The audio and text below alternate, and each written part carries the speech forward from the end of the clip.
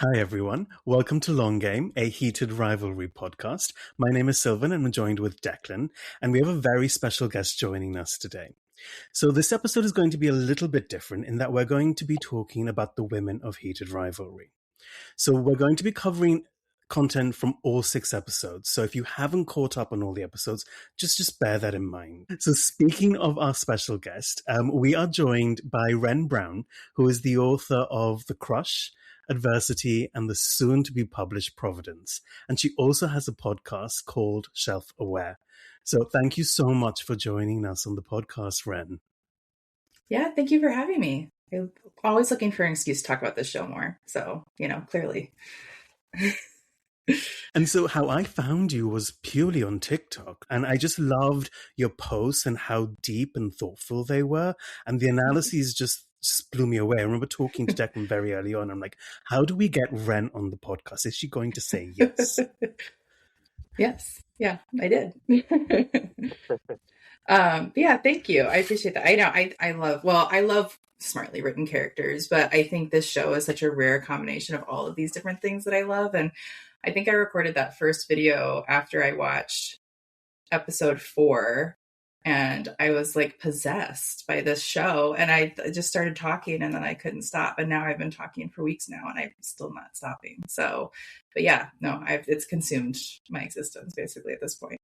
So. I think everyone's the same at the minute. It's kind of consumed everything. Yeah. It's never stopped. Like my TikTok feed has not changed from Hollander edits. No. In weeks. It just keeps going. And they keep on getting more details. And there's new stuff. Yeah. And yeah. I think the more the actors are sort of like doing stuff and doing press, the worse it gets, because they're just as charming as the characters. And now I can't get rid of it. Yeah. I think too, like now you have other countries getting it for the first time. So it's like, I think it's actually even building a little bit more, because you've got new countries, not that people haven't been watching on the down low, but like you're getting new people exposed to it. And so, yeah, it seems like it just keeps building. To quote Ilya, this is a problem I don't want to go away. Ever. Yeah. But so rather than Ilya, what I wanted to talk to you was about the women in the show. I feel like the women are written so well, and they have such a large presence on the show that I really wanted to do a deep dive on this, and specifically with you as well, because you have such a good take on all these different characters. Thank you.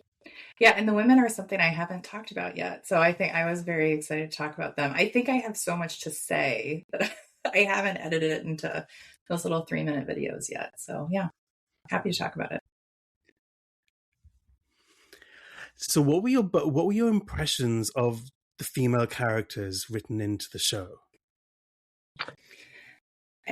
I mean, I really have loved the way the women have been written on the show. I think that they're all I love that they all have very distinct personalities. Like they're not just like a monolith. They're all like their own people. They're all their own, they all have their own quirks and their own things that they're dealing with. But I also love that they haven't really been written as, none of them are written as like enemies or competition, really. I mean, I know that Ilya gets jealous of Rose, but like, they're not written as like foils to anything. And I think that I love that the way that they've all been written as really strong characters, not unflawed characters, but like strong characters, which I like to see that, especially for female characters. So yeah, I think just to add to that, a lot of romance books and sort of that sort of content, TV shows centered around queer characters, they will typically try to use the women as obstacles to keep the main pair apart. And they chose not to really do it that way in this book. Now, obviously, there are elements of that in sort of Rose's relationship with Shane, but that's also like a situation of Shane's own making. So we can't even put that on Rose. And because she's also such a three-dimensional and likable character, you sort of just put the blame on Shane for that instance. But in general, she kind of excuses herself out of it. She's the one with the intelligence to go, actually, I'm going to back away from here. By the way, are you gay? And it just didn't work for her. But yeah, in general, the way in which the women are depicted in the show, you get the sense that you know, Jacob Tierney did not want any of them to be demonized. She didn't want any of them to be Yeah. like shown in an overly negative light as just these tools of the plot, and actually gave them Yeah. personalities and roles to play within the story that aren't just, I'm going to put you in the middle of these two and just have everyone fight about it. Yeah. Yeah, I completely agree. And I think the other thing I really like is that you can tell he was very conscious of like, at no point are the female characters giving them permission, but they're telling, because it's not their permission to give. That's not their role. But like, I think what I like is that in each case, the characters told, their male counterpart, like kind of like what they needed to hear to give themselves permission. And I like even that dynamic, I think was written in a really smart way, and I appreciated that they kept to that versus like feeling like, well, let me tell you how you should do this. It's like, no, it's like, let me give you the information and then you kind of do with it as you will. And I thought that was actually written really smart too. I think what I really liked is that each of these female characters were written as such a great counterpart to the male characters. Yeah. And they complemented them so well. Like, you couldn't pair Rose with Ilya, for example. He would eat her alive. That's so true. Yeah. They're really kind of bad, but no, I think you're right though. I mean, because she's a perfect pairing for Shane. And I think the thing is like, they're almost written in a very similar way to like when you write romantic pairings of like their strengths and weaknesses need to complement each other. And I think in that way you have these friendships written in a very similar way, and I think that's really smart, even though they're not. I mean, Shane and Rose are for a little bit romantic, and Ilya and Svetlana have like a friends with benefits situation, but like the thoughtfulness of their friendships also really mean that they strengthen each other. I think was really good to see, because I think they do in each case, they tell them what they need to hear in the way they need to hear it, versus I agree with you. I think Rose to Ilya would not, it wouldn't go the same. Like, Ilya needed somebody like Svetlana who's like, I know you and I know what you're doing, and this is how, like, we're going to have this conversation. And so, yeah, no, I completely agree. That's a really good point, that they're kind of the perfect women for them if they were to be in a romantic pairing. Like, Svetlana is exactly the kind of woman that you could expect Ilya to want to be with forever. And Rose is the exact same for Shane. So it's actually a really clever choice then to have them sort of be companions rather than lovers in a sense. And I suppose it also goes to show that, just because you get along with someone or you imagine someone as being perfect for you, it doesn't mean that they're going to be the right fit, because for Shane and Ilya, they're each other's perfect fit, so they are, even though they couldn't be more opposite, and you would think that they wouldn't belong together, and yet their romance is the one which is the most engaging out of the entire thing. So yeah, it was an interesting choice to pair them like that. Yeah. No, I mean, Shane and Ilya are so perfect for each other, because I think they really are. They have what the other one needs, and they love each other exactly how each other are, which I think is like, they don't try to change each other.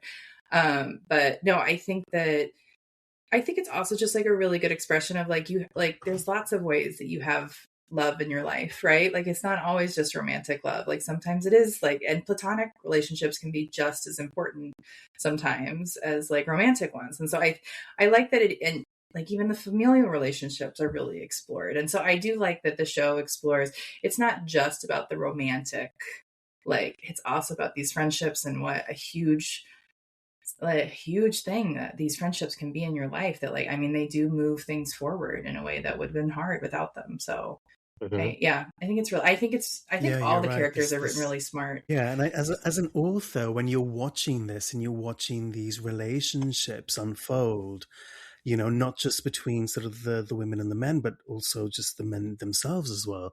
Like, what are you looking for? What's going through your mind as you're watching these females develop and continue on in the show? I'm really looking forward to season 2. I don't want to get like too spoilery, but like, I am really interested to see. I think Svetlana was changed so substantially from the book. Her role in the show is very different. Where I think she really, I mean, making her a childhood friend, I love that they did that, because I think does make her someone that Ilya is more likely to trust. And then they just also have a much deeper emotional connection. So then she can be the person to be like, hey, like, you know, like you do deserve love. You know, your father is a piece of shit. You know, I think her role has been changed in a way that I really, really love. And I think I'm really interested to see how Rose and Shane's relationship continue to develop. I really want like a family dinner with like with like Shane and Ilya and Rose and Svetlana and Hayden and Jackie. Like I just want the chaos that would ensue. But I mean, I am really interested to see how Svetlana and Ilya's relationship develops in season 2, because it is so different than what was in the books. And so I'm really, really interested to see how that continues to develop. And then even too, how they maybe start to intersect with the other characters. So. And that is a really good point. Like Svetlana is so different in the show, because in the book she's still like this force of nature. She sort of just blows into Ilya's life very occasionally, like a whirlwind, gives some really good advice and then disappears again. She doesn't have that sort of lasting presence that she does within the show. Like you can see in like the cutaways and the montages that she's pretty present in Ilya's life. Whereas you get the idea in the book that Svetlana only really shows up like once a year in Ilya's life and then disappears again. And they have a very, it's almost like she is, for Ilya in the book, a neutral party that knows his secrets and he can confess things to. That's more the sort of relationship I get from the book. Whereas in this, she is like personally invested in him and really cares deeply and loves him. She really is. Whereas in the book, you don't really get that vibe. So I think they've really developed her character into someone that is actually pretty three-dimensional and belongs a lot in Ilya's world. And now Jacob Tierney has this new character he can work with. Yeah. I think in the book, don't they meet, like he buys a car from her or something? Like I think it's something, I'm trying to remember exactly. She's not a childhood friend. I think that they meet much more casually or something. And I love, because she does have this role in his life, that she's able to be there for him in Russia, because like he doesn't have anybody else. And you know, I mean, she's such a huge person in his life. But I think even too, she also has such a good bar to measure his other relationships by, because even Svetlana, who he's known since childhood, he's still not nearly as vulnerable with her as he is with Shane. And I think it even just heightens like your awareness of how completely down bad he is for Shane. The fact that, like, I mean, nobody comes close to Shane for him. And it starts really early. It starts really, really, really early for Ilya.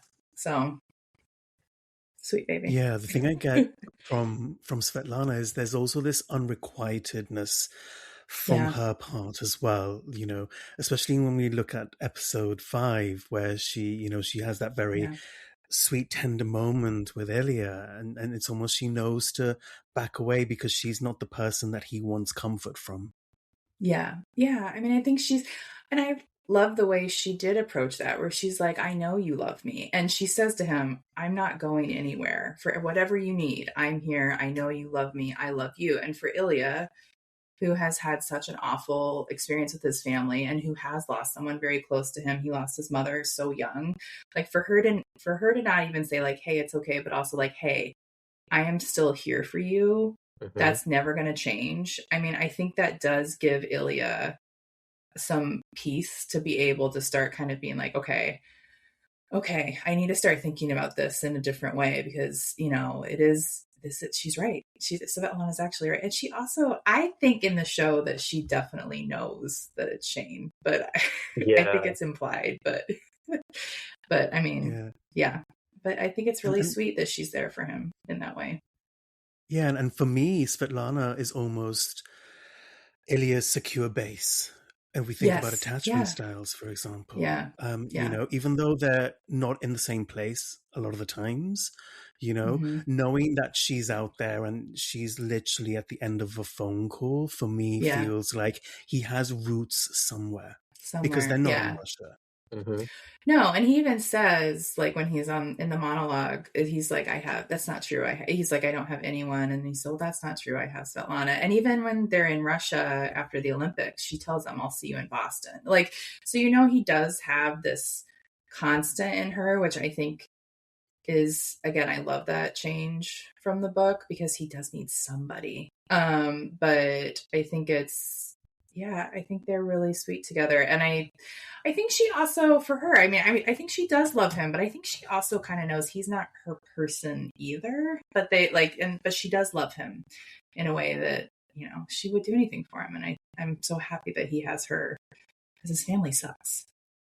Like, his dad and his brother suck. So, yeah. But that's raises a good question though. How does the absence of Ilya's mother affect him? Not just throughout the story, but as a person, how does it affect his decisions throughout the book? Because I think he says he's 12 whenever she dies. He's 12. What does that absence create, especially in a child that suffers so much trauma and then is, can you imagine his father and his brother trying to comfort him at that time in his life? They probably didn't. No, they probably didn't. Yeah. No, I would imagine. Yeah. Considering how cold the funeral was for the father, I can't imagine what the mothers would have been like with the father as the only sort of parental figure to look after Ilya. What do you think that might have caused? Oh God. I think it's. I think Ilya himself, when he's talking to Shane at the cottage, like when he's describing his mother, he's like, I don't want you to think she was weak. She was so funny and she was so beautiful. I mean, he's like describing himself, and as he's talking about her. And I think Ilya is so much more like his mom probably than either his dad or his brother. And so I think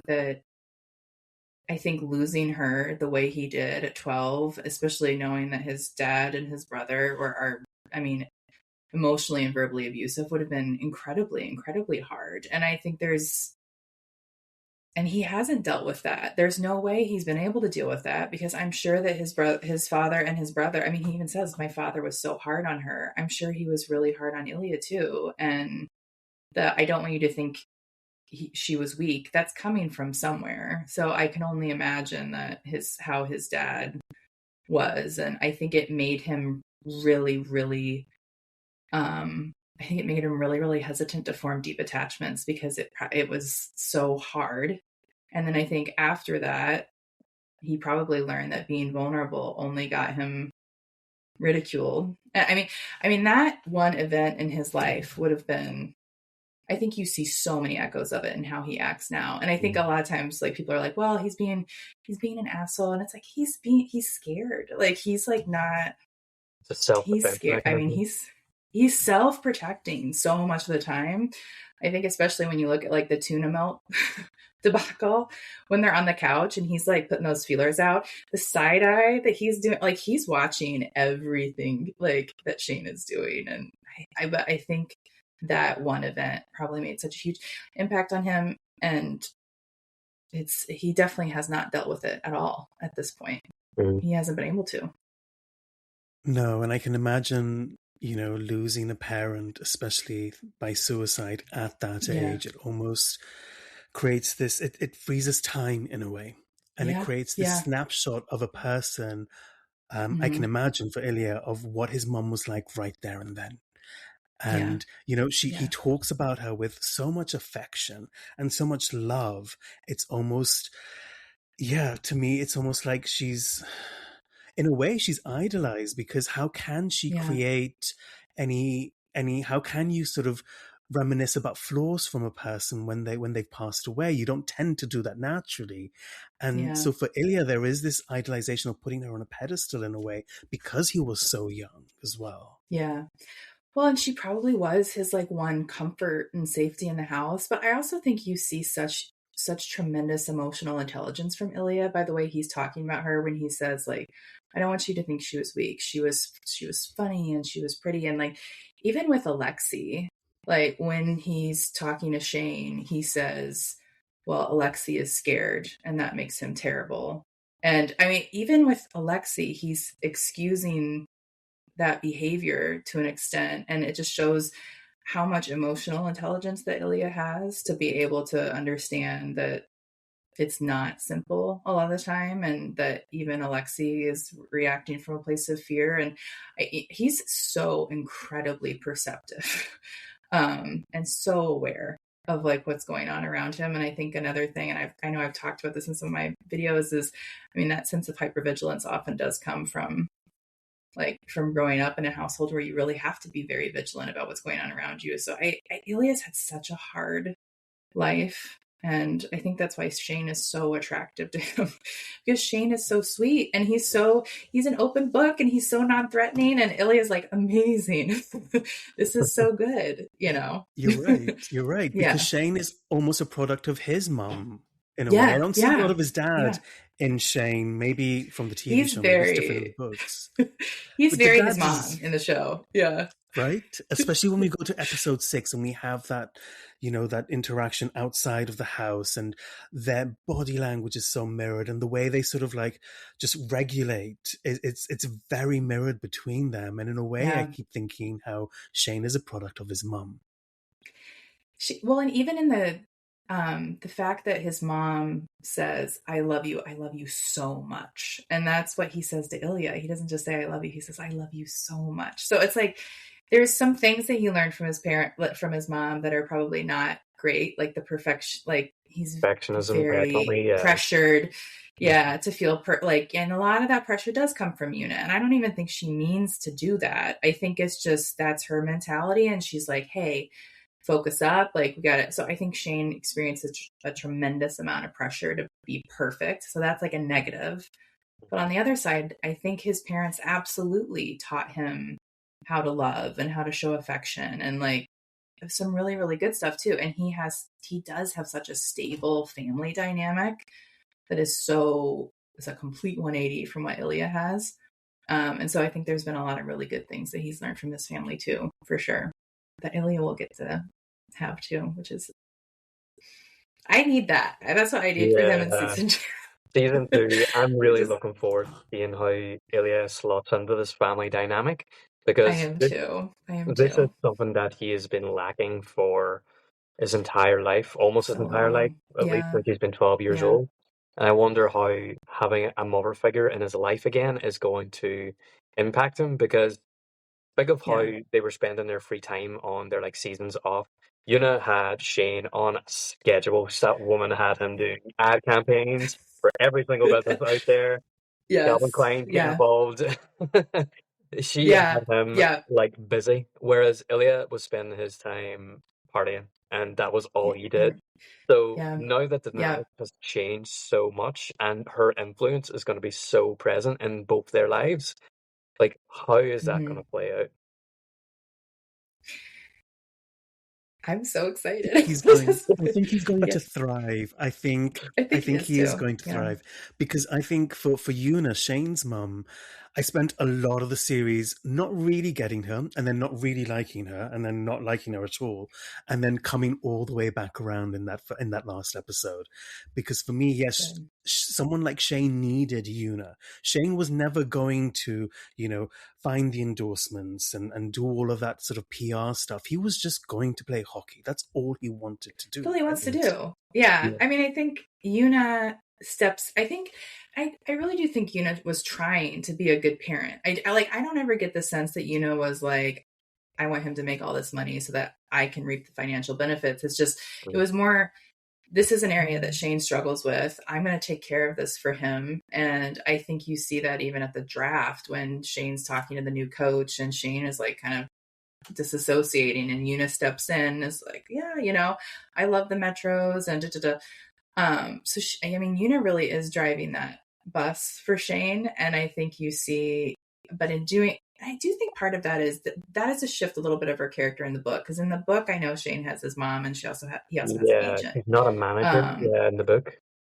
Yeah, so they kind of melded the two. But I think it does work in terms of just making it so that she is unintentionally putting so much pressure on him. And then to the point where she has created a situation where unintentionally she has made him afraid to tell her this thing that is monumental. And I think for Yuna, that's so incredibly hard, because she thinks she does know Shane so well. And then to find out that all this time he's kept something like that from her, I mean, you really would feel like you've really failed. And I love that they addressed it that way, that it was nothing to do with Shane. It was that she felt that she'd really let him down. The way she says it, it's like, I'm so sorry you didn't feel like you could tell me. Like you could tell me. Like, yeah. It's that she's sort of acknowledging that feeling that she's had as a parent, and that she, like, through, no malicious intent, has accidentally created a strange dynamic with her son, to the point where he didn't feel comfortable opening up to her. And I suppose it just shows how difficult it is to raise kids and to maintain their relationships and to try to be a positive influence in their lives as well. I don't know if either of you guys have kids running around somewhere, but I can only imagine. I can only imagine the pressure of trying to do the right thing by them all the time, and how it must feel then to sometimes fail and feel like you're failing them. I mean, it's incredibly complex and it's very difficult, and I can imagine as well her role as the manager also complicating it even further. So I think it was a very interesting choice for Jacob Tierney to make her Shane's manager on top of just being his mother as well. Because in the book she's not quite as present, and she's always a very light and positive influence in Shane's life. Whereas then you sort of question a bit in the book, maybe, that why wouldn't Shane sort of tell his parents? Because he seems to have this amazing relationship with them. But then through the context of the show, it makes a lot more sense why Shane maybe wouldn't want to do that. And I like that change. I think it works better. So as a mum then, Ren, how does that resonate with you, watching a character like Yuna acknowledge some of the fallacies that she's had and some of the ways she's almost not created an environment for Shane to be able to be authentically himself? Yeah, I mean, I feel for her in that. I mean, because I think the whole way they built up to it too, where you see them at the table and Yuna gets up twice, or she's up walking around twice, and both times she touches Shane as she's walking by. And I think it's just this little nonverbal, like, reassurance, like, hey, I know I seem keyed up right now, but I'm not mad at you. Like, and then I think after the boys tell her that they've been in love, that they're in love, that they're the only other person that they've loved is each other. And after that, I think the magnitude of what Shane has been keeping from her hits her. And that's when you see her get up and not touch Shane and go outside. And I really feel like at that point, she feels like she's almost not entitled to, because she feels like, oh my God, I have not only did my son feel like he had to hide that he was gay, but he also felt like he had to hide the fact that he's in love with this person this is huge. And so I did feel for her, but I also loved that she took responsibility to say, like, this was on me. Like, I created this environment. Because I think as a parent, that is the thing. If your child feels like they can't tell you something of that magnitude, then somewhere along the line, you've messed up. Even if your intentions weren't to do that. So, I mean, it does start, I think even my kids are young. My kids are like 6 and 3.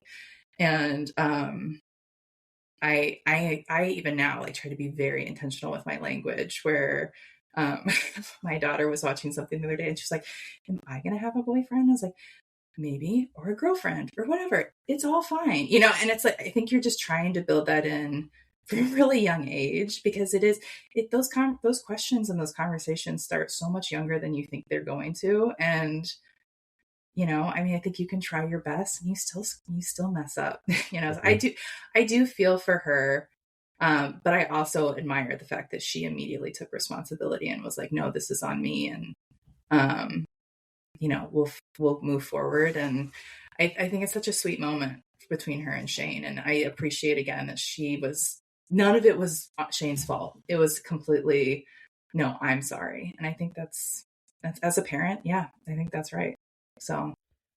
I really like that you talked about sort of her taking responsibility, and I Yeah. can't help but be really empathetic towards Yuna at this point, because if we think about Yuna, she's what, 50s, mid 50s? I don't know. Yeah. I know the actress is in her mid 50s. I don't know how old the character is supposed to be, but if we think about how she's been a product of the way she's grown up and the way, Yeah. Yeah. generationally what she would have learned, like if we Yes. assume that she was raised in the US or Canada, I don't know, you know, Yeah.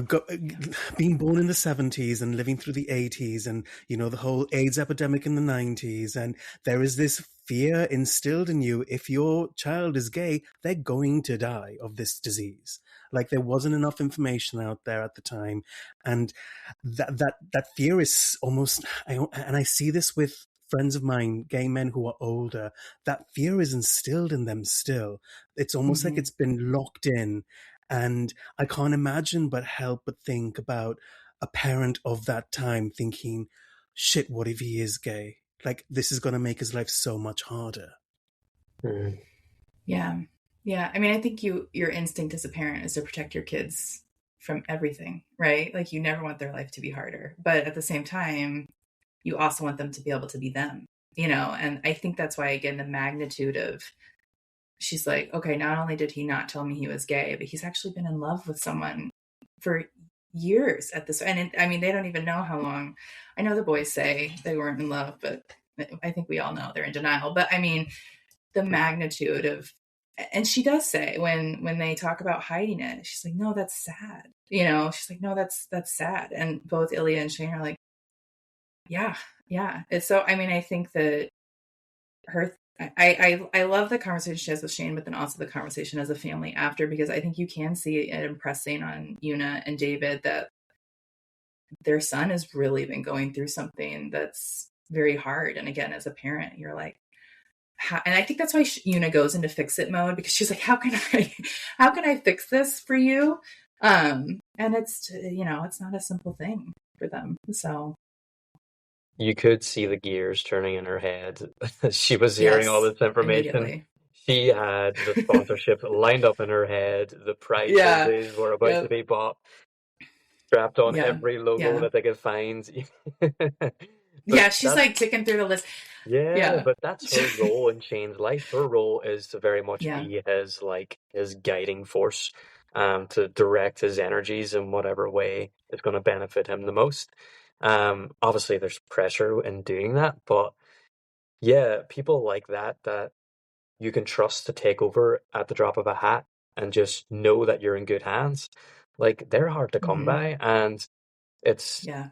it's Yeah. such a it's such a great role. It's such a great mom role as well. She's sort of extended out It her sort of is. motherly role to his sort of career as well, and made it work within the context of him as an Yeah. adult. And I just think there's something really sweet Yeah. about that as well. I think it's very cute. I think both David and Yoon are like, this is Shane's person, so he's our person now too. And I Mm. think David's dad does a good job too, because I mean, at the end when the boys leave, he's like, watch your phones. So he says phones, which means they have both their phones now. And I think David, you see David like passing Ilya the pasta. And I mean, I think they both just adopt him. And I think it's so sweet because, God, I mean, he's been needing that so bad. Yeah. But yeah, I know I would love to have a Yuna fix my. But I'm like, Don't we yes. all? Yeah. You to take the wheel. Yeah. I'm like, oh my God, please. Yeah. But Excuse me. but then I also think you see Shane being like, I don't take 5 steps back. And he says, we just want a future. Because I think for Shane, none of it means anything without Ilya. I think that's his main thing, is he wants to be with Ilya. So he doesn't care about the sponsorships. And I think that'll be the thing for Yuna to kind of have to wrap her head around. Is like, okay, I can't help in this way, so I can help in other ways. And I think she will. I think she'll be great with Ilya in season 2. So you mentioned earlier about how motherly and maternal Yuna is to both Shane and Ilya.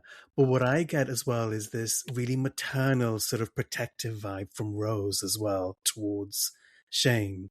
Mm-hmm. Especially sort of in that breakup, there's a very protective element that I'm getting from her in the way that, she wants him to be okay. Yeah.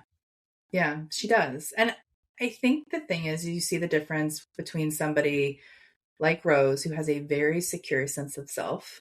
And so none of the questions or really the conversation she's having with Shane, none of it is about protecting her own ego or her, like, not hurting her own feelings. She's purely just able to have that conversation with Shane, I think, in a way that Ilya couldn't, because Ilya was so busy trying to self-protect that he couldn't just have the open conversation. And what I really loved about the way Rose handled it is it was very much about Shane. It was very protective, and she adjusted her communication style to Shane, because she started very general, like, oh, are there any other out gay hockey players?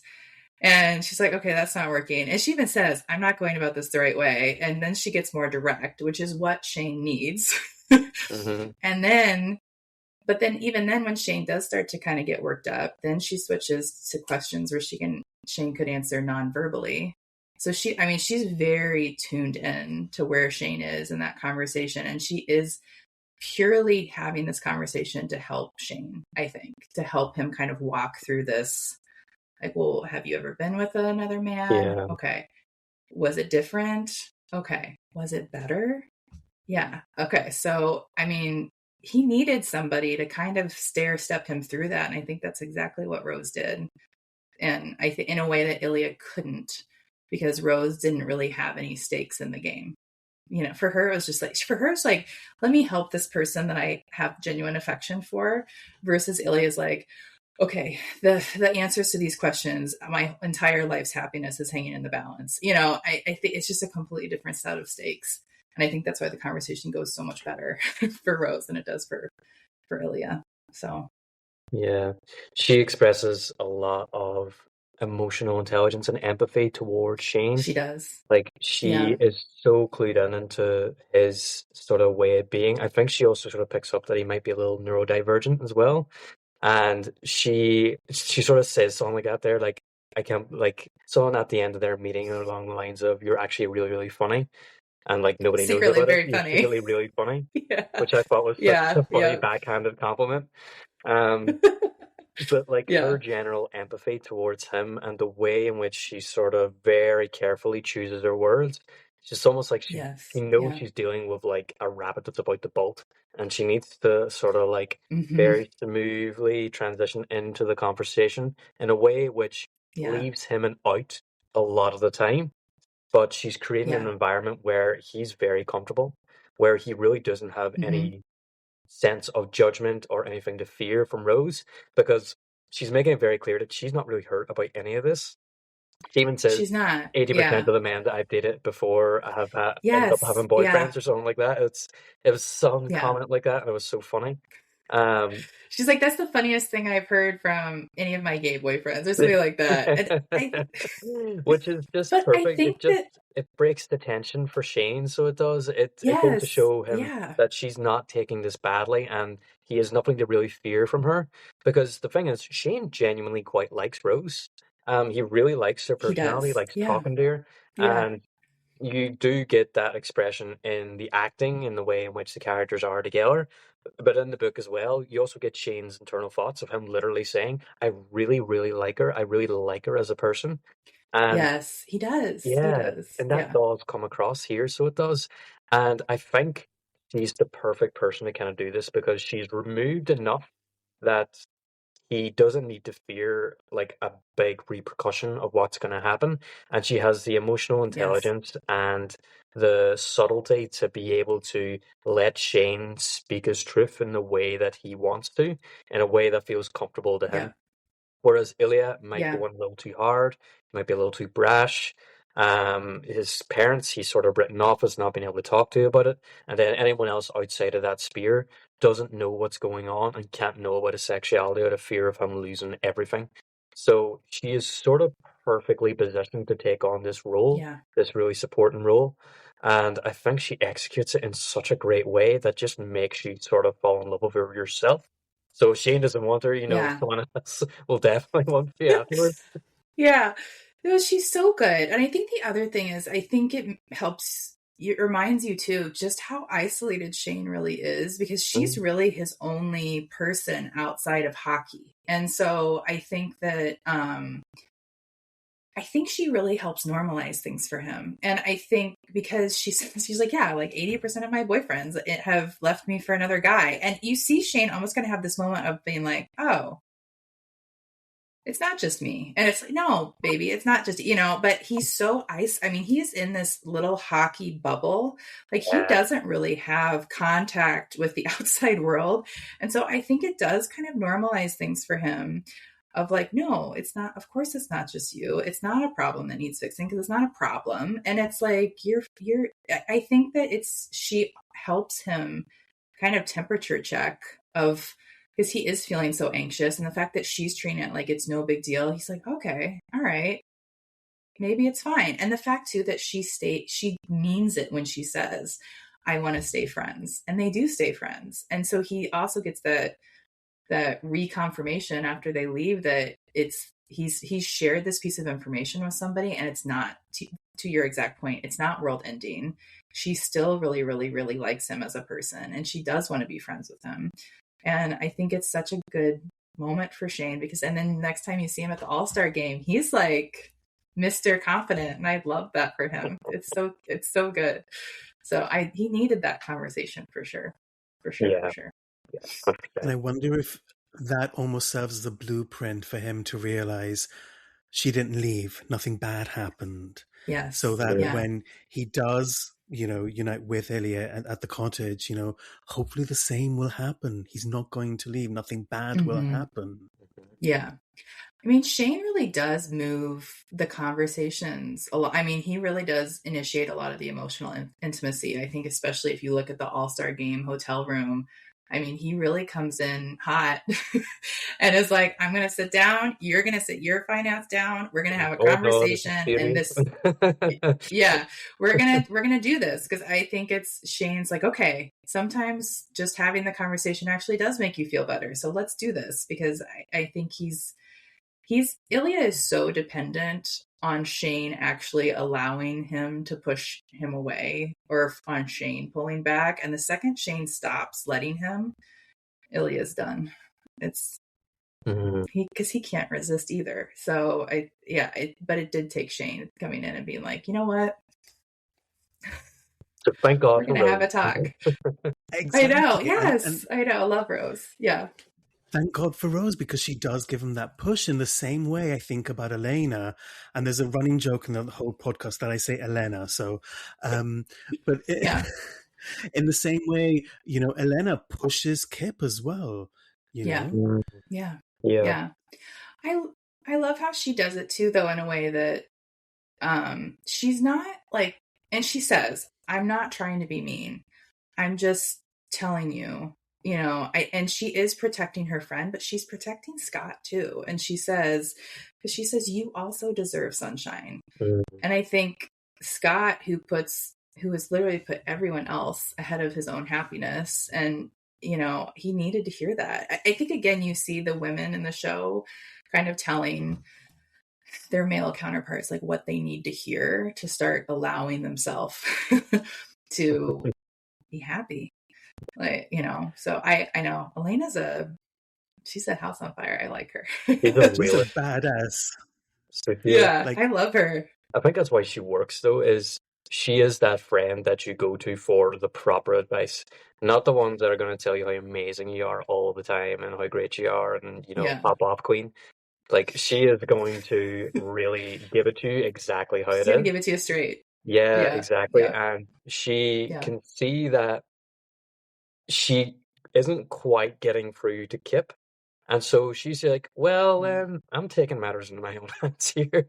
And she goes directly to Scott. Yeah. Because Kip is too in love with Scott to act on, these negative emotions that he's feeling.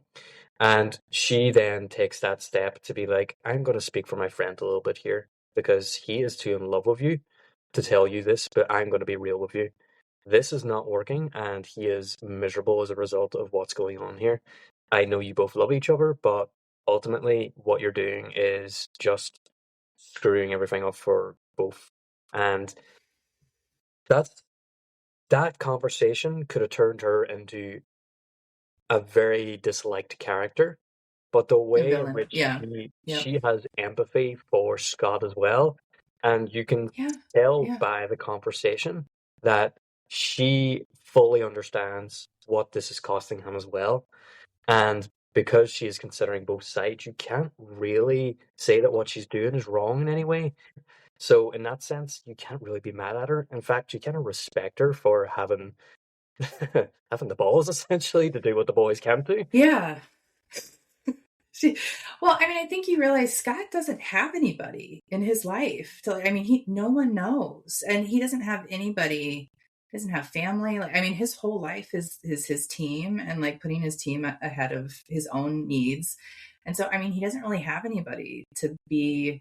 Whereas, Kip has a really good support network. He has his dad, he has Elena, he has their other friends. And I think that Scott doesn't really have anybody. And so I think Scott did need to hear someone say, hey, you also deserve sunshine. You also deserve to be in the light.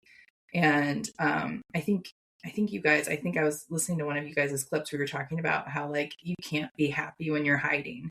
And I think that Elena knows that. And so she's trying to help not just Kip, but Scott. And I think that's why you do kind of are like, okay, yeah, that probably needed to be said. And she does come from a place of she's trying to help both of them, I think, just be happy. And, I mean, and Scott takes it to heart because he realizes that, yeah, he does need to be in the sunshine. So. Yeah, and if you think about even the actress who plays Elena, Nadine Barber, I probably butchered her name, I'm sorry. But with the little screen time that she does have, she steals the scenes that She's she's awesome. in. I love her. She's so good. Like, you can't take your eyes off her. No, she's got so much presence and so much just like, I mean, she's a badass, like, to be like, hey, I love when she's like, Christopher, if I walk away, are you going to start talking? I mean, she is a very like, she's very outspoken, but you can tell it definitely comes from a place of love and that she does know him so well. And yeah, I love her. And then is it Maria in the show? The girl. One-liner. Girl. So Yes, good. I love her too. She's so funny. I know. She was all of us watching that scene. Right. Yeah. And I love how funny the show is because, yes, it's sort of built as a drama and stuff, but the show is hugely funny, especially when we have moments like that lighten the tension. You need it. Maria. You need it to break the tension. I mean, you need like those moments of levity and those moments. I think that, I mean, I really do think she spoke for all of us and she was like, girl, like, I mean, because Scott Hunter coming in with that Under Armour that is like glued to his skin. Yeah, I'm like, good Lord. And speaking of pushing Kip as Elena most usually does, the person that we don't hear about is Kip's mother. And so I don't know how that's represented outside of the TV show. I don't, and I have not read, I'm going to be honest, I have not read Kip and Scott's book. I'm saving them for after I hit my deadline. I'm going to read the rest of them. But I've read Heated Rivalry and I've read The Long Game. So I don't know is Kip's mom mentioned in the book? Declan, have you read it? I don't actually remember if she is. In fact, I don't really think Kip's parents are overly at all present in the book. I think he tends to avoid them because of the pressure of having to submit his college application. By the way, Kip's character in the book is like his problems turned up to 10 and they go out throughout the entire book, and it makes him difficult to watch or difficult to read at times. But the show's done him a little differently, but I think they put more emphasis on his relationship with his father anyway, which is actually very loving and very kind and really, really nice. I think you almost don't so much feel the loss of the sort of mother's presence because of the love that his father sort of has for him, and he's very open with his affection, and like Is there like a time whenever he says like love you, say it back, I'm waiting for you to say it back, love you. Like say it back. Yeah. Say it back. Yeah. It's a really sweet moment, and I think it's a very positive depiction of masculinity as well. I really do like Yes. the sort of relationship that Kip has with his father. But I would be very curious about his mother, about maybe what happened there. Maybe they're widowed. Who knows? But I'm not 100% sure. Unless someone watching or listening has any idea, tell us please. But I can't remember at all about Kip's mom.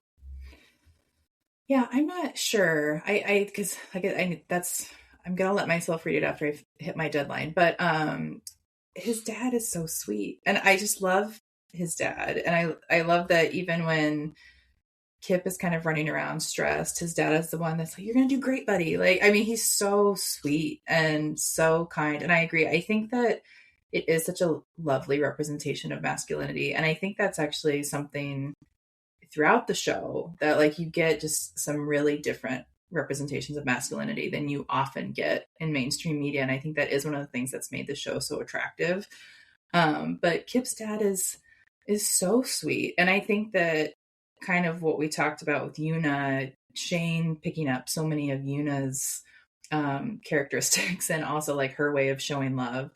I think that seeing how open Kip's dad is with showing love and being really very loud in a good way with his love. And then so it would be even harder for Kip to not to have to hide because he's not been raised to hide. And so I think it is really you get two very different representations of parenting there. But I mean, Kip's dad is so sweet and he's so openly affectionate. So I think that is part of the reason why Kip struggles so much. He's not used to it. He's not used to that. Yeah. He's so sweet. Yeah. And now one of the things that, and maybe it's because I've grown up watching very female-centric shows, and this is very much focused on the boys and on the men, I should say, rather. And so the one thing that I really missed were, the female friendships, because these female characters don't interact with each other. They only interact with their male sort of scene partners or counterparts. And so what was your take on the fact that we don't get any female friendships depicted in this show? I mean, I think for this narrative, I think it makes sense because I think there's so little time. I mean, this show is moving. I mean, the pacing is quick. And I think that I mean, it's moving. I mean, we're jumping years. And they only had 6 episodes. And I think that's why even with Scott and Kip's story, we're missing a pretty big chunk of, we don't really get to find out how they go from Scott outside Kip's birthday party to now Kip and his dad and Elena are all at Scott's game. So, I think we kind of missed that chapter. So I think to a certain element, there's just not a lot of time to get into some of these other relationships, but I think it's also a fact of all of these characters are really isolated in their own way, and they just don't have a lot of people around them to have like often these kind of friend group dynamics where you have like a lot of, I mean, Kip, I think is really the only one that has like a pretty robust friend group, but I mean, Ilya and Shane are both very, very isolated in the hockey world. And Ilya has Svetlana and that's it. And Shane has Rose and that's it. And they really don't have anyone else outside of their very tiny bubble. That being said, I would love in season 2 to see Rose and Svetlana just lighten some stuff up. But I mean, I think that I think there's just not a lot of, I just don't think there's not a lot of room for a lot of those relationships to develop. And I think even within Ilya and Shane, like they just don't have big support networks at all. I mean, Shane has a much better one than Ilya does, but I mean, they don't have a lot of people around them at all. They're so isolated.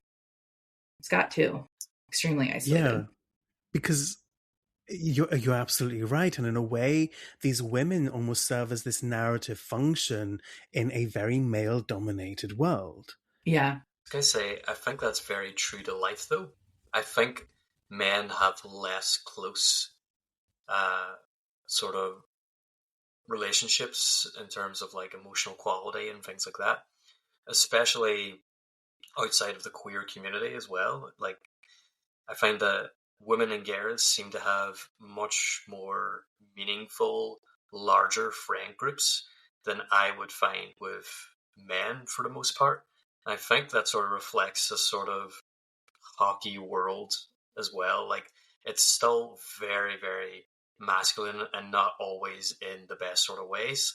And so you have this challenge of people having very limited options for emotional support. And I think it's not a mistake that the guys are missing out on so many of these opportunities to be able to communicate with their friends and having such small support groups.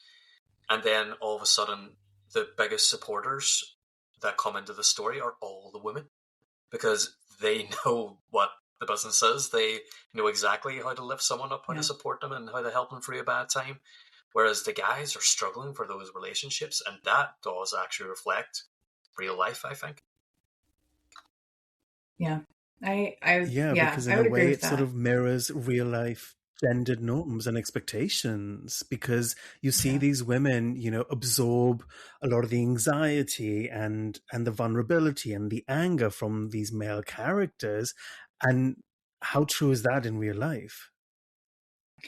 Yeah, I mean, I think there is a gender pressure, a societal pressure often for women to be more emotionally mature, right? I think it's for women a lot of times to have that emotional intelligence, because I think you still see those labels where, a guy can be speaking very passionately about something and he's like, oh well, he's just passionate, versus a woman is like, wow, she's like, she's crazy. I mean, I think that you still see a lot of these gender norms. And I think too, I so appreciate how they wrote these female characters with such care, because I think oftentimes too, you find that the female characters are often judged harsher sometimes than male characters, because I think a lot of things kind of get written off as like, like, well, boys will be boys. And it's, so I think that is a reflection of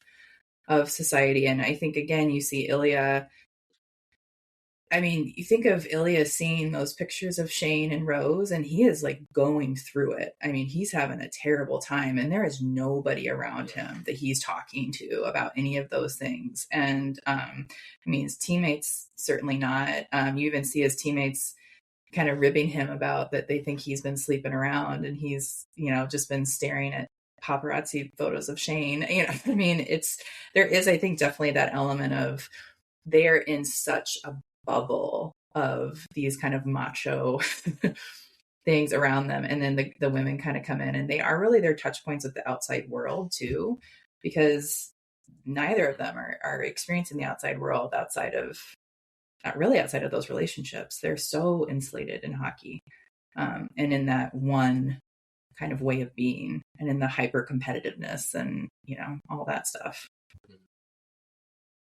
Yeah, Silvan, I mean, the fact that I don't know what your experience was. Sorry. I don't know what your experience was, Silvan. Like, did you find it more comfortable as a gay man opening up to the girls than you did the boys? Like, did you find an easier time befriending the girls over the boys? I really like that you asked that question, because 100% yes. I had a bigger group of female friends than I did male friends, and I went to an all-boys school. I mean, I was surrounded by guys all the time, but it was the female friendships where I found the solace. It was my female friends that I came out to first, because that was my safe space. Yeah. I think we sort of know that the girls will offer you a lot more empathy and understanding than the boys will. And so it feels like a safer space to be in, because you know that you'll find that emotional support, which is in itself pretty loaded. What does that say about how we view,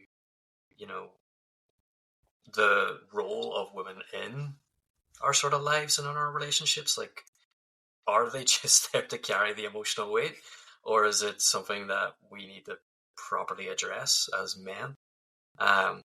Because I know a lot of men in my life who are very emotionally intelligent, very switched on, very easy to talk to, and a lot of them now are my closest friends. But there's a lot of them who are the complete opposite, who are completely lacking in self-awareness and are so emotionally repressed in the way that they behave that it's no surprise you feel the need to turn to somebody that you think would offer you more understanding. So yeah, there's a lot in that, and I don't think it's a coincidence that Ilya and Shane find solace and empathy in the women in their lives so much so than the men that they're surrounded with. And so, Yeah. Ren, then, as an author, when you're writing female characters in your books, like, how are you constructing them in that way? Is there a difference in how you're constructing them versus the male characters?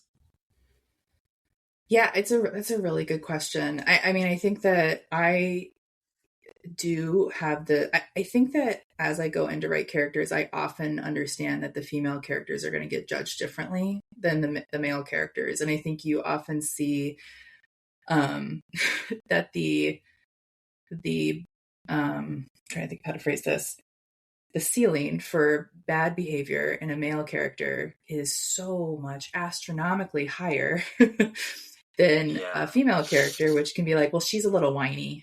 And it's like, okay, well, he's like killing people. So like, is that on par? Or, I mean, so I think there definitely is, I feel like I've seen that quite often where like the male characters often get a lot more leeway, to act badly than the female characters do. But I think I think that is one of the things that you kind of go in and write and think about, really thinking about all of these female characters and trying to write them in a way that they do feel very strong and authentic, and that they're not going to get beat up for being too something, but you also want them to be themselves. And I think that Connor Story gave an interview where I think he was asked, like, why do so many women love Heated Rivalry? And I think one of the things he said is that he thinks that women understand very well what it feels like to be put in a box and be told, like, you can be this one thing and you have to be this one thing. And so I think women do understand that a lot. And I think women do tend to have a lot of empathy for that feeling. And then too, I think that this representation of masculinity that doesn't feel as scary as often what women are exposed to is also really nice. I mean, I think I went to do you guys know who Orville Peck is? Does that name ring a bell? Okay. I absolutely love him. I adore him. He's a country singer. I love him so much. And he's gay, and he had a concert in Chicago in what is largely considered to be kind of like a gay community within Chicagoland area. And I went to that concert and I have never felt so safe at a concert or out in public than I did at that concert. It was amazing. It was amazing. I was like, this is so great. Like, there were tons of men there and they were all just amazing and I did not have to worry about, being there. And I think that is something that is really attractive to women watching this show, is like seeing these like non-toxic, much safer representations of masculinity than what we get exposed to in our daily life. So I think that's a huge part of the appeal, for sure. So. Yeah, I love that you say that, because as I can only speak from the perspective as a gay man. I don't know about other sort of groups, but as a gay man, there is an idolization of women that happens in pop culture. And so you see like a lot of these groups sort of really build up women, and there is this level of respect, and not to say that they don't tear them down, unfortunately, on social media, but then everyone does. But there is this sort of propping up of these women or these female characters that gay men will identify with so very much. And there's a protectiveness that comes with that as well. Mm-hmm. Mm-hmm. Yeah. I don't know what your perspective on that is, Declan. Yeah, I would say that's quite true.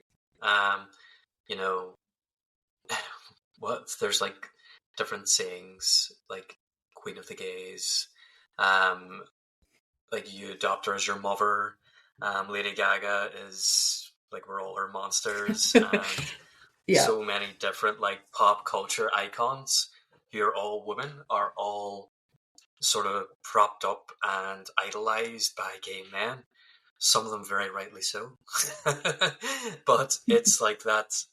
It's almost like a term of endearment of like respect and admiration.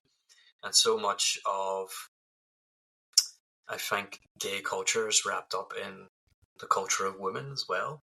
And so, yeah, I just find it such an interesting little thing to be done. I think it's because of the comfort and the relatability that gay men find with women, with the more feminine at times. And yeah, it just feels like a safe space. It feels like a space to have fun and to, yeah, just be who you're meant to be.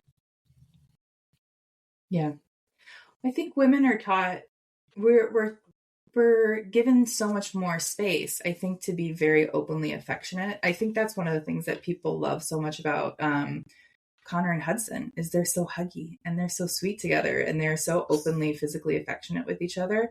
And again, I think going back to this portrayal of masculinity that doesn't feel like a lot of what we see often in the mainstream. But I think, we are very huggy a lot of the times with our personal relationships and our friends, and we're very affectionate, and, we're given so much more space, I think, often to do that than men are. And that's one of the things that, it's the toxic masculinity thing goes both ways. It hurts both sides where, you have men that feel like they don't feel like they can express themselves. They can't be affectionate with their friends or their, the people that they love. And then, women are getting a different experience of that. So, I mean, I think that's the thing is, it really harms everybody. And I think that's why shows like this are so important to show, there's not just one version of masculinity. There's also not just one version of femininity. I think I think this more nuanced storytelling is so important for that reason. Yeah. Did you also all see the NHL player came out? Yes. Yeah. I saw that. Yeah. He said that he watched Heated Rivalry and thought, yeah. Yeah. He apparently had a bit of a panic, but then when he calmed down, it gave him confidence to come out and do what was shown on screen, which I think is just such a great indication that the show is doing a lot of good. Yeah. Well, and why representation matters and why Exactly. it's so important to see, to see yourself and see people that are going through the same things you are and see that it's okay. I think just having that connection point is why it's so important to have all of these different types of stories being told, because, we're seeing in real time. The show's been out, what, like 6 weeks? Mm-hmm. Like a month and you're seeing just such a huge impact already. And I think that's amazing that it's able to show people that. I hope too that people that are in hiding too are seeing just how much people are like rallying around the show. Like, I hope it does create a sense of safety, hopefully, for some people. And it's it's a really nice thing to come up this. It's why it makes it so much bigger than just a TV show. Yeah, 100%. Mm-hmm. Yeah, that's so beautifully said as well. Thank you. You can tell you're an author. Gosh, you're so good with words. You should write. Thank you. Buy her book, everyone. But in a way, I feel like this whole conversation is something that I've been looking forward to having. And I know we've sort of been like looking forward to having this conversation with you specifically, Ren. And I think it so very much encapsulates how the women in the show really prop up the men. They give them the ability to have that safe space to be able to either come out or receive that reinforcement and really feel supported in a way in the way that women in my life have done my entire life. Yeah. And I hope people too watch it and think okay, this is a good example of how to be a safe space for someone, so that when people do come, that you can hopefully support them in the way that they need. So it's such a good it's such a good model for so many different types of relationships, for friendships, but then also parental relationships. I hope that I know, again, like as a parent, me watching that scene with Yuna, and I was like, okay, like, how do I make sure that I do not have this conversation with my son or daughter, years and years from now? And I hope a lot of other people are watching it too and thinking like, okay, like how do I make it better than what I'm seeing? So, yeah. I feel like we can have 3 hours worth of this conversation. Maybe we should. We definitely should could transfer it over to your podcast, because I know you and Lizzie can talk. Oh my God, I know. We can do that. We can go back and forth. We can have. I'd love to have you guys on too. And I think you could talk about this show for years and still find stuff. And that's what's so. It was shot over the course of like a month. That's crazy. Unreal to me. How much they layered in. Jacob Tierney had to be cooking on this for a while. That is unbelievable. So, and this is why we need to be patient for season 2. We cannot rush him. Let that man cook. Let him do, right? Let that man cook. Yes. I'm like, I'll wait. I will wait. I will happily wait. I would much rather. And that is such a thing right now, is I think there's so much pressure to like kick things out really fast, but then it comes out and it's not what people want, and then they get disappointed. It's like, you gotta the creative process takes a while. You gotta, and this is what happens when you let people have the space to pursue passion projects and to think things through. You get art. It's a beautifully done show. It's beautifully done. And actually, that's something that I've learned from you in a way, from watching how you present yourself on your TikTok and your Instagram, and even the way you've developed your podcast. You haven't rushed it. We were having a conversation off camera, and you spend your whole first episode of your podcast talking about the first 16 minutes of episode 1. Yes. And I thought, how amazing is that you've taken the space, you've taken it at your own time, but you're developing it on your schedule. And a bit of self-disclosure, I was so worried about publishing this podcast. And Declan and I had conversations like, who's going to listen? Like, how people are going to find us? Like, how quickly do we need to churn out these episodes? And something I've learned from you is to just take a step back, slow it down, and it will come. So thank you. Yeah, no, I think it's one of those things where I think there's a quote from, is it Jane Austen? I can't remember who it's by, but I think the quote is basically that a well-written book will always feel too short. And it's like, so I think the thing is like, if it's really good content, people are always going to want more of it. And, but it's not going to be as good if you rush it. And that's a good thing for me. I have to tell myself that all the time. I always am like, I wish I could do things faster. I wish I had more time. And sometimes it's better I'm learning to, I'm learning to like, just kind of slow it down. And there's so many things I think with this show that are such important conversations. I think even around like mental health and, just so many things woven into this show that I just want to give them all their due diligence. But there's even stuff that I'm not talking about because I'm not a subject matter expert on it. Like I'm talking for 4.5 hours about this episode 1, and I'm still leaving stuff out, which is insane. That's insane. That's crazy. Now, Ren, where can people find you on social media? Where can they find your podcast? Yeah, and so your I'm on. books? Yeah, I know. My other life. So I am on Instagram and TikTok. You can find me at Ren Browne Writes. That's Brown with an E. Or you can follow me on the Shelf Aware just Shelf Aware podcast on TikTok and Instagram. I'm not on Threads because Threads makes me anxious, but I am on Instagram and TikTok, and I do talk about my books on there too. So, and you can find my books wherever you shop for books. You can get them through your local indie. You can get them on Amazon. You can get them through Barnes and Noble, wherever you shop. So thank you so much for being on here with us and for answering the DM when I asked you to come on to the podcast. Like, I'm so thankful that you just said yes.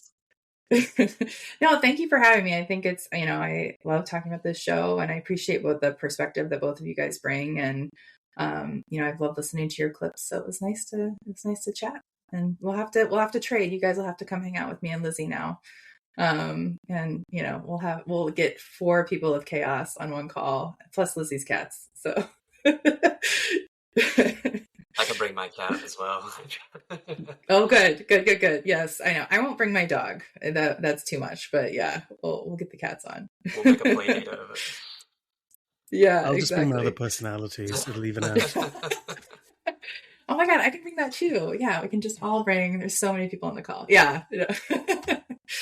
But yeah, thank you again. I had fun. Thanks, Ren.